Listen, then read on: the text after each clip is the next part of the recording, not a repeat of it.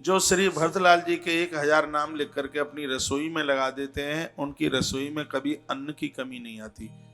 अब इसका वर्णन, इसका मतलब ये तो है नहीं कि भरत के नाम लिखकर रसोई में लगा दें और राशन का सामान ही खरीद के ना लाएं, फिर हमें फोन करें आपने तो कहा था कि रसोई का सामान खत्म नहीं होगा लेकिन कनस्तर तो सिगरे खाली पड़े हैं। अरे उसमें बरकत होगी। आप 100 लोगों के लिए बनाओगे तो कम से कम 150 लोग उसमें जीम करके जाएंगे। आपकी रसोई में बरकत हो, घर में मेहमान आवे, लोग जीम करके जाएं। उसमें भुसुंडी रामायण में श्री भरतलाल जी के भी 1000 नामों की अद्भुत महिमा का वर्णन किया है।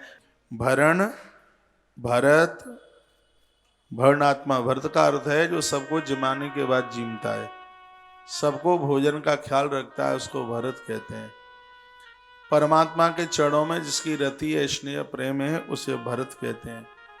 जिसे संसार से कुछ भी नहीं चाहिए, वो संसार से लेता नहीं, संसार को देता है, उसको भरत कहते हैं।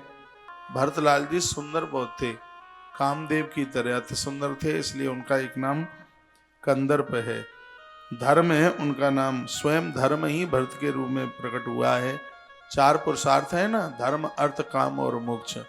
तो भरतलाल जी कौन है? धर्म भरत के रूप में है, शत्रुघ्न अर्थ के रूप में है, काम लक्ष्मण के रूप में और मोक्ष प्रभु राम जी के रूप में है। इसलिए वेदाता ब्रह्मा जी भरत के 1000 नामों में उनको धर्म कह करके पुकारते हैं।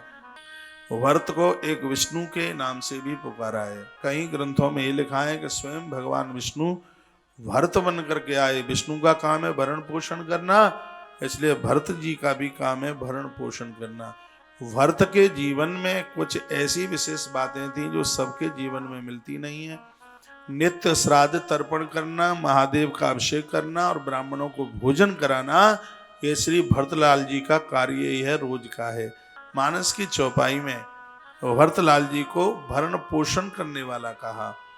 विश्व भरण पोषण कर जोई, ताकर नाम भरत जस होई। जो सबको जिमाता है, सबको खिलाता है, इसलिए उसका नाम श्री भरत रख दिया गया है। भरत के भी अद्भुत 1000 नामों का वर्णन किया है।